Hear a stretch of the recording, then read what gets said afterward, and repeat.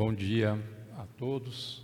Queria agradecer o convite da FENG, em nome da doutora Sara, para participar desse debate. O Sindifisco Minas Gerais, em nome do Edinho. Cumprimentar meus colegas aqui da mesa, a Luciana, o Luiz Cláudio, o Rodrigo. O Luiz Cláudio e o Rodrigo são pessoas que têm tido uma participação muito importante no debate sobre a reforma tributária ao longo dos últimos anos. Eu vou falar aqui, primeiro, o que é o problema, por que nós estamos discutindo a reforma tributária hoje? Nós, no Brasil, construímos um desenho de sistema tributário com, acho que diria, de tributação indireta, com duas falhas fundamentais desde o princípio. Uma delas foi a separação da tributação de circulação de mercadorias e prestação de serviços. Aliás, não sei se vocês sabem, quando o Brasil construiu o seu modelo, no meados dos anos 60, que era um dos primeiros IVAs do mundo, quando o Brasil construiu esse modelo, na época tinha um grupo de especialistas da Europa que tinha proposto um modelo semelhante ao do Brasil, uma tributação com imposto cumulativo para serviços e um imposto não cumulativo para bens. E o Brasil usou um pouco essa referência para fazer o nosso sistema tributário. Começou a vigorar no início de 67. Em meados de 67, os europeus entenderam que esse não era um bom sistema e primeiro a Dinamarca criou um IVA de base ampla, pegando mercadorias e serviços, depois a França e depois, a partir daí, todos os países começaram a adotar esse modelo. O Brasil hoje é o último país relevante do mundo que separa a tributação de mercadorias e serviços. Não se faz mais isso, não é possível fazer essa separação numa economia moderna, ela é incompatível com uma economia moderna, essa fronteira entre o que é bem e o que é serviço entre o que é tangível e intangível é cada vez menos clara, e nós estamos literalmente mais de 50 anos atrasados em relação àquilo que é considerado o melhor padrão mundial de tributação do consumo. O segundo falha fundamental do nosso sistema, acho que foi a tributação na origem. Pode ter sido por razões operacionais, mas o fato é o seguinte: tributação na origem é a receita para ter problema. Vamos ser bem claro. Tributação na origem, é impossível você ter um federal. A tributação na origem é a base de um federalismo competitivo no mau sentido. No mau sentido. A guerra fiscal, que a gente conhece, é decorrência da tributação na origem. Isso gera um espaço de tensão enorme entre os entes da federação, que não existiria se a gente tivesse a tributação no destino, que é o desenho de um bom IVA. Se a gente pegar livro-texto, entender o que é o IVA é um tributo cobrado de forma não cumulativa no destino, seja tributações entre jurisdições, o imposto pertence à jurisdição de destino. Então, nós temos esses dois problemas, que são problemas de base, e obviamente a partir daí, ao longo do tempo, foi se criando, com a União entrando na base de consumo, é verdade, sobretudo a partir da criação e do aumento, inicialmente do PIS e Fim Social, depois do PIS e da COFINS, nós fomos criando um sistema cada vez mais complexo e cada vez mais disfuncional. Hoje o sistema está sendo ruim para todo mundo. O sistema é ruim para as empresas. Certamente hoje o Brasil tem, do ponto de vista dos tributos indiretos, o sistema mais complexo do mundo, e isso implica custo, e isso gera litígio, isso é muito ruim. Temos falhas muito sérias no nosso sistema, que fazem com que a nossa não cumulatividade mitigada, seja pela existência de tributos cumulativos como o ISS, seja pelas grandes restrições à recuperação de créditos no âmbito do ICMS, no âmbito do PIS/COFINS, a gente tem uma não cumulatividade mitigada, o que acaba onerando investimentos, acaba onerando exportações, tirando competitividade da produção brasileira. Isso é muito ruim para o crescimento do país. E temos um sistema que, em função dessa fragmentação da base, em função da tributação na origem, acaba gerando uma série de distorções na forma de organização e reduzindo muito a produtividade no nosso país. Tem alguns exemplos que eu uso sempre para entender. Por exemplo, eu quero construir um prédio. Se eu construo um prédio em concreto armado, eu agrego valor no canteiro de obras. E o valor agregado no canteiro de obras paga PIS/COFINS cumulativo, 3,65%, e paga ISS, de 2% a 5%. Aí eu quero fazer o mesmo prédio com estrutura pré-fabricada. Aí o valor é agregado na fábrica e paga ICMS, paga PIS/COFINS não cumulativo com alíquotas muito mais altas. Então eu distorço a forma de organizar a produção, muitas vezes gerando ineficiências que prejudicam, reduzem a produtividade e reduzem o potencial de crescimento da economia brasileira.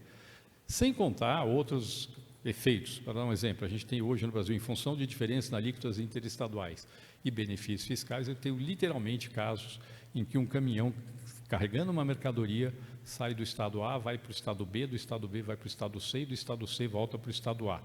É óbvio que eu tenho um problema no desenho do meu sistema tributário.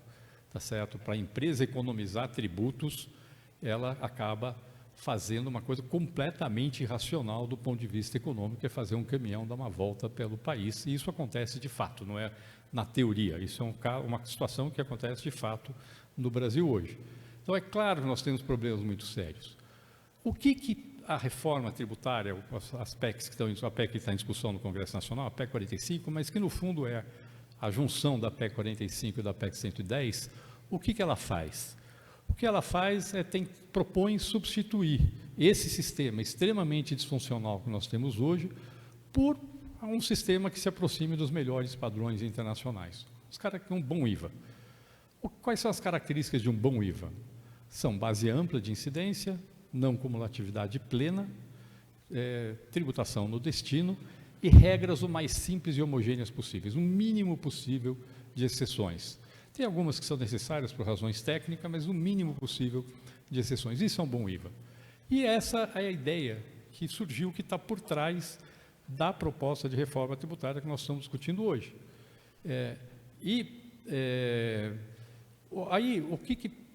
Qual o problema? É como migrar do nosso sistema atual, seja do ponto de vista do fato que tem empresas que já fizeram investimentos em cima do sistema atual, que é todo distorcido, ser mudado de uma hora para outra. Isso pode gerar problemas sérios em termos de rentabilidade das empresas, etc. e tal, seja do ponto de vista federativo, sendo que o Brasil tem uma complexidade adicional em relação a outros países, porque nós temos uma federação em 3 níveis, União, Estados e municípios.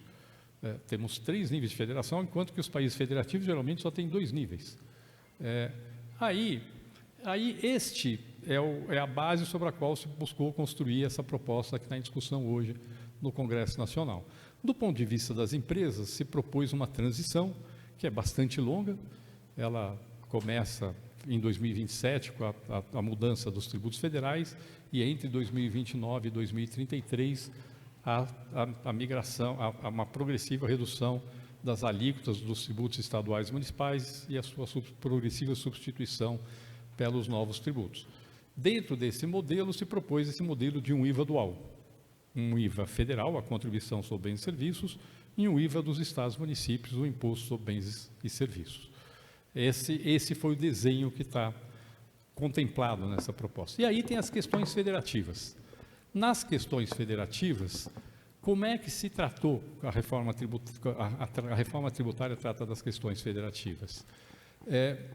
Por um lado, tem um problema de qual é o efeito da reforma tributária sobre a arrecadação dos entes da federação. Porque quando você migra de um sistema de base fragmentada, tributação na origem, para um sistema de base ampla, tributação no destino, isso obviamente tem efeito sobre a arrecadação dos estados e municípios, sendo que ainda se está se propondo uma mudança nos critérios de distribuição da quota-parte do ICMS, basicamente substituindo a distribuição pelo valor adicionado pela distribuição pela população. Simplificadamente, é isso. Bom, quando você faz essa migração, isso tem entes que aumentam a participação no total da arrecadação e outros que reduzem. Em alguns casos, esse efeito pode ser relevante. Para tratar disso, foi proposta uma transição extremamente longa de 50 anos, na verdade, mais longa ainda que 50 anos, porque tem 50 anos mais um seguro-receita, que é uma porcentagem hoje de 3% da parcela que é distribuída. Então, nesses 50 anos, uma parcela decrescente é distribuída conforme a participação dos entes na arrecadação atual e uma parte crescente distribuída com base no princípio do destino. E dessa parte que é distribuída com base no princípio de destino, 3% ainda vai para um mecanismo de seguro-receita, que, na verdade, vai para aqueles entes que têm maior perda de participação no total da arrecadação, de forma a estabelecer um teto de perda no total da arrecadação. Com este modelo, você consegue mitigar bastante o impacto da reforma tributária sobre aqueles entes que têm perda de participação no total da arrecadação. Aqueles que ganham no longo prazo, aqueles que perdem no longo prazo. Como a reforma tem um efeito bastante positivo sobre o crescimento, o efeito líquido no final tende a ser positivo para praticamente todos os entes da federação. Então, foi a forma encontrada de conseguir lidar com essa questão. Aí vem a segunda questão. Eu hoje tenho os estados cobrando ICMS, os municípios cobrando ISS.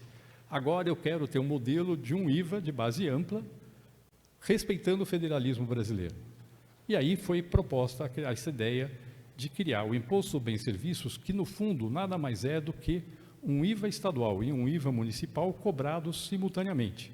Agora, para poder viabilizar esse modelo, foi necessário criar esse sistema de gestão compartilhada e arrecadação centralizada através do Conselho Federativo do IBS. O que é o Conselho Federativo? Ele é parte integrante do desenho da reforma tributária, é a forma pela qual se conseguiu criar condições para ter a cobrança simultânea de um IVA estadual e de um IVA municipal, com base ampla, princípio do destino. Este foi o motivo pelo qual se levou a construção desse modelo do Conselho Federativo. Por que ele é importante? Esse é um ponto relevante.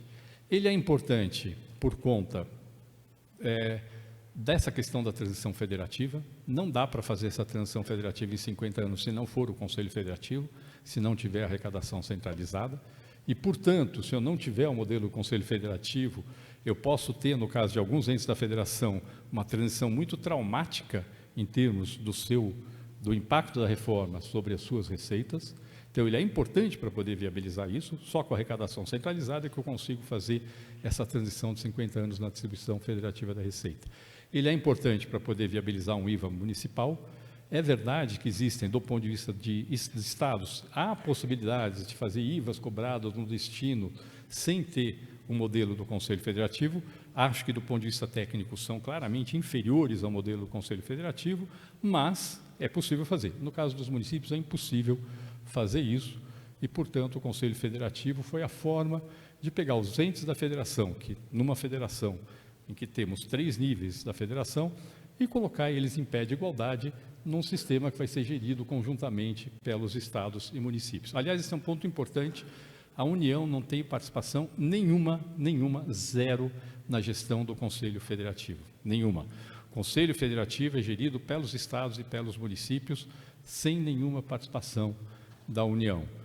Aliás, saiu agora, alguns dias atrás, uma reportagem dizendo que algumas pessoas estavam defendendo que a União participasse do Conselho Federativo, inclusive citando algumas pessoas que trabalham com a gente, não são da Secretaria, mas que são próximas a gente, como a Melina, por exemplo, a Melina Lukic. Falei com ela, ela falou que nunca falou isso, jamais propôs isso. Isso foi os organizadores de um evento que ela participou, que lançaram essa ideia sem consultar ela, sem nenhum acordo com ela. Não existe nenhuma proposta de que a União participe do Conselho Federativo. O Conselho Federativo é gerido pelos estados e municípios.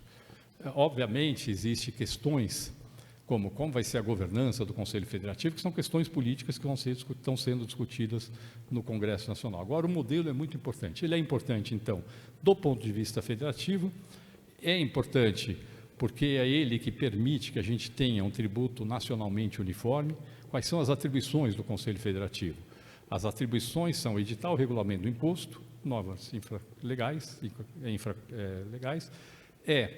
dirimir, fazer a interpretação da aplicação da legislação, que precisa ser nacionalmente uniforme, tá certo? E quem é que vai fazer isso? Os estados e os municípios conjuntamente, que vão editar o regulamento do imposto, que vão dirimir as interpretação da aplicação da legislação. Ele vai ser o locus do contencioso administrativo, mas quem é que vai estar participando como julgador no contencioso administrativo? Os auditores e procuradores estaduais e municipais. Apenas ser um locus centralizado, porque às vezes eu tenho um tema que pode ser de interesse de vários estados. Uma empresa tem um problema, ela tem estabelecimentos em vários estados, faz isso de uma forma consolidada, mas com os auditores estaduais municipais participando do contencioso como julgadores no contencioso administrativo. E, por fim, o Conselho Administrativo tem a função de arrecadar o imposto, fazer a compensação de débitos e créditos e fazer a transferência de recursos para os estados e municípios.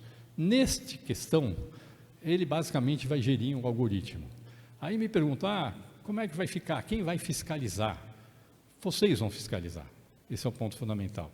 Mantém-se a autonomia dos entes da federação na fiscalização do IBS e mantém-se a autonomia dos entes da federação na defesa dos seus interesses. Mantém-se, a autonomia está mantido. A função do Conselho Federativo, neste caso, é apenas coordenar a atuação dos entes.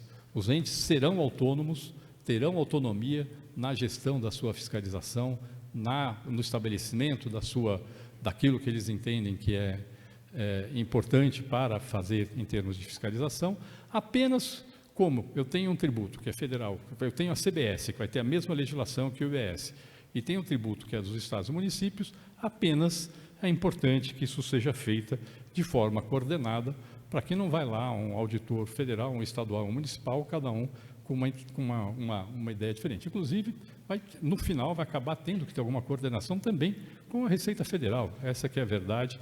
Isso é um trabalho de coordenação. Essa coordenação elimina a autonomia dos entes? Não, não elimina a autonomia dos entes. A autonomia dos entes está mantida. Aí fala, não, mas o Conselho Federativo vai devolver o crédito acumulado pelos exportadores. É verdade. Isso vai ser feito sem fiscalização? Óbvio que não. É claro que vai ter fiscalização para saber se aquele crédito que foi gerado é de fato válido, não é válido. Inclusive, o ente onde está localizado o estabelecimento que exportou tem todo o interesse em fazer essa fiscalização, porque se de fato aquele ente não tiver aquele crédito, no fundo isso pode ser caracterizado como um consumo final e interessa ao próprio ente arrecadar aquele tributo. Então, não vai ter, é um mundo novo? É um mundo novo. É um mundo novo. A gente está fazendo uma revolução no sistema tributário brasileiro, não é só uma reforma, é de fato uma reconstrução, é um novo sistema de tributação indireta, e essa mudança exige sim uma mudança de cultura e de forma de atuação dos fiscos, é verdade. A gente vai ter que partir desse sistema que nós temos hoje, de um federalismo competitivo entre estados e municípios, entre União, estados e municípios, para um modelo de federalismo cooperativo. Nós temos um tributo que é a mesma base, o mesmo tributo, na prática, para a União, para os estados e para os municípios. E isso significa que vai ter que ter uma atuação coordenada e nós vamos ter que ter, sim, um federalismo cooperativo. É a consequência da mudança que está sendo feita. É uma mudança de cultura? É uma mudança de cultura. É algo ruim? Não, eu acho que é algo bom. Eu acho que vai ser bom para o país, vai ser bom para os entes da federação, vai ser positivo, vai estar todo mundo trabalhando junto. Todo mundo vai ter acesso a uma base de dados absolutamente completa, que nós não temos hoje. Hoje, cada um tem acesso a um pedaço da base de dados de operações fiscais. Agora, todo mundo vai ter acesso a toda a base de dados. Vão poder usar a inteligência artificial para identificar casos de fraude, porque fraude tem padrão. Inteligência artificial é muito bom para identificar padrões. Vai mudar a forma de atuar. De fato, vai mudar a forma de atuar. Mas isso vai exigir uma mudança de cultura, vai exigir uma mudança de cultura. Vai ser ruim? Não, vai ser bom. Isso significa que os auditores fiscais vão perder relevância? Não, os auditores fiscais vão ganhar relevância nesse novo modelo. Serão fundamentais, pessoal. Vai mudar a forma de trabalhar, mas serão absolutamente fundamentais o trabalho dos auditores fiscais. Sempre vai haver fraude, sempre vai haver alguém querendo escapar da tributação, e o trabalho dos auditores fiscais é absolutamente fundamental desse ponto de vista. Apenas a forma de atuação vai ser um pouco diferente daquilo que é da forma como é feita hoje. Agora, eu queria reforçar aqui o ponto que eu coloquei. A autonomia na fiscalização está mantida. Mantida. 2, Conselho Federativo não é algo externo a vocês. Vocês são o Conselho Federativo. O Conselho Federativo são os estados e municípios juntos arrecadando um tributo que é dos estados e municípios. É isso. Isso significa perda de autonomia? Não. Significa uma mudança na forma de atuar sem perda de autonomia. Lembrando que os entes da federação, os estados, municípios e a União mantêm a autonomia de fixar a alíquota padrão do imposto pode ser fixada pelos entes, eles mantêm essa autonomia de fixar a sua alíquota. Outro ponto, 2 pontos importantes, por fim, que eu queria terminar aqui, até porque eu vou ter... primeiro, a questão de que muda a forma de fazer políticas de desenvolvimento regional no país. Hoje a gente faz através da concessão de benefícios fiscais. Quero dizer que é uma forma extremamente ineficiente de fazer políticas de desenvolvimento regional, por vários motivos. Primeiro, porque todos os estados dão benefício. Então, no final, assim, se todo mundo dá benefício, o diferencial de competitividade fica extremamente mitigado em função dos benefícios fiscais. Segundo, porque quando você concede benefício, muitas vezes o que acontece? Eu dou um benefício para atrair uma empresa que, se não fosse o benefício, iria para o outro estado. Então, o estado A dá um benefício para atrair uma empresa que, por vocação, iria para o estado B. Mas o que acontece? O estado B dá um benefício para atrair uma empresa que, por vocação, iria para o estado A. Eu estou com o sistema produtivo totalmente distorcido em função desse nosso sistema de concessão de benefícios fiscais. Terceiro, benefício fiscal de ICMS só serve para indústria e centro de distribuição, quando, na verdade, com os recursos do Fundo de Desenvolvimento Regional, a gente vai ter uma política de desenvolvimento regional que vai poder explorar as vocações do Estado. A tendência do Estado é tentar aplicar naquilo que ele tem vocação, aquilo que gera mais emprego, e mais, não é limitado à indústria e sem distribuição. Vai poder ser utilizado para infraestrutura, vai poder ser utilizado para estimular a inovação, desenvolvimento tecnológico, e do ponto de vista de longo prazo, são formas bastante inteligentes de gerar desenvolvimento, e vai poder, sim, ser utilizado para fomento de atividades produtivas, subvenções a empresas, mas em todas as áreas. Se você tem vocação para, sei lá, desenvolver software, você vai poder fomentar o desenvolvimento de um núcleo de desenvolvimento de software no seu estado, que você não consegue fazer hoje com os benefícios de ICMS. Quer desenvolver o turismo, porque gera bastante emprego e bastante renda na região, vai ter recursos para poder fomentar o turismo em algumas regiões, naquilo que for considerado uma boa política de desenvolvimento, além de indústria e centro de distribuição, se quiser, também podem ser fomentados. Então, de novo, é tudo uma mudança de cultura. A forma de fazer política de desenvolvimento regional vai sofrer uma mudança que vai exigir uma mudança de cultura também. Bom, por fim, eu queria falar um pouco da questão do texto que foi aprovado na Câmara dos Deputados.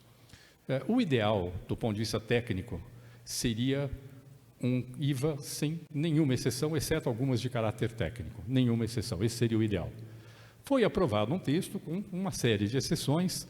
As mais importantes são a aplicação de alíquotas reduzidas, que vão ser 40% da alíquota padrão para um conjunto de operações com bens e serviços. E aqui estamos falando do serviço de saúde, serviço de educação, a cadeia do agro, insumos agropecuários, produtos agropecuários, alimentos, sendo que uma cesta básica nacional de alimentos ainda vai ter alíquota zero, e, sobretudo, serviços de transporte coletivo. E vai ter um regime específico, que é uma forma diferente de cobrar um imposto. Parte desse regime específico de natureza técnica, que é o caso de combustíveis. A ideia é manter a tributação monofásica e por unidade de combustíveis. Serviços financeiros, que no mundo inteiro, os serviços financeiros que são cobrados na forma de margem, você não consegue aplicar o regime de débito e crédito normalmente, então precisa de um regime diferente de tributação. Operações com bens imóveis, quase todos os países acabam tendo algum regime específico de tributação para operações com bens imóveis, e esses são mais de natureza técnica, e alguns de natureza política. Entrou ali bar, restaurante, hotel, parque de diversão, entraram como decisões políticas dentro desses regimes específicos. Como eu falei, o ideal era não ter nenhuma exceção e a questão distributiva ser resolvida via uma devolução do imposto para as famílias em função do seu consumo, o que a gente tem chamado de cashback. Na verdade, o nome certo é isenção personalizada, mas cashback pegou, isenção personalizada não pegou. Então, a gente está chamando de cashback. Esse seria o ideal. Isso significa que as exceções... Qual o problema das exceções? As exceções e tratamentos favorecidos têm 2 efeitos. Tem um efeito que é jogar uma conta maior para o resto, para os bens e serviços que não estão beneficiados.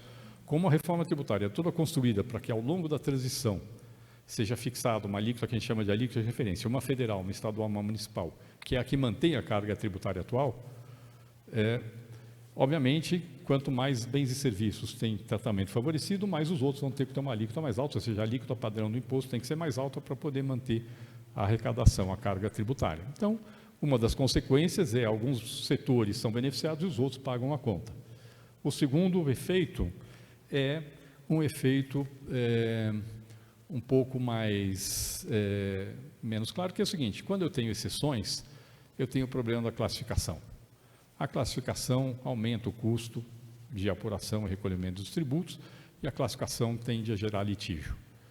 Agora, obviamente, então, isso não é o ideal. Agora, perto do que nós temos hoje, é um avanço absolutamente monumental. São muito menos exceções, são exceções que têm regras muito claras, estão definidas em basicamente duas categorias, que é a alíquota reduzida e regimes específicos. Então, é muito menos complexo, muito menos complexo do que a gente tem hoje. Aí as pessoas, eu tenho usado uma figura de linguagem para falar um pouco o que significa essas exceções. Suponha que você tem um grau de distorção do nível de 10 no sistema atual. Eu diria que com um sistema sem nenhuma exceção, a gente teria um grau de complexidade de 1, de distorções de 1. Resolveríamos dizer, 90% dos problemas do sistema tributário atual estariam resolvidos. Com as exceções introduzidas pela Câmara, nós temos um sistema com grau de complexidade de 2. Aí tem duas formas de ver isso. Fala, olha, em vez de resolver 90% dos problemas, estou resolvendo 80% dos problemas, que é muito bom. Eu posso olhar do outro lado, falar em relação ao sistema ideal, eu estou dobrando o nível de problemas gerado pelo sistema de tributação. Em vez de ter um problema de 1, tem um problema do nível de 2. Mas, mesmo assim, é um avanço muito relevante. Só queria dizer que essa é uma construção que é uma construção conjunta. Tá? Obviamente, a palavra final é sempre do Congresso Nacional, mas quanto mais a gente conseguir atuar de forma coordenada, União, Estados e municípios, mais chance a gente tem de conseguir um bom desenho nessa reforma tributária. Eu acho que esse é um desafio grande que a gente tem. Inclusive, nós gostaríamos muito que os estados e municípios participassem conjuntamente com a União na elaboração de uma proposta de lei complementar, porque quanto mais coordenação a gente tiver nessa formulação, mais chance a gente tem de conseguir ter um texto que contemple os interesses dos estados, dos municípios e da União no Congresso Nacional. Então, eu acho que esse é um desafio, nós temos esse desafio de construir esse federalismo cooperativo. Tem muita desconfiança, sim, a gente sabe disso. Vamos ter que vencer essa desconfiança, e a desconfiança de lado a lado. Eu estou acompanhando a discussão, às vezes eu vejo assim, os estados estão desconfiados que a Receita Federal quer mandar. Aí a Receita Federal está desconfiada que os estados querem mandar no novo sistema tributário. Na verdade, está todo mundo junto. Está todo mundo em pé de igualdade no Conselho Federativo de Estados e Municípios e na coordenação que vai ser necessária em fiscalização, cobrança com a Receita Federal, todo mundo está em pé de igualdade. É importante que a gente entenda que a gente está numa federação de 3 níveis e nessa federação todos os entes da federação têm a mesma relevância e deve ser compreendido isso em todo o desenho desse novo sistema tributário. Obrigado.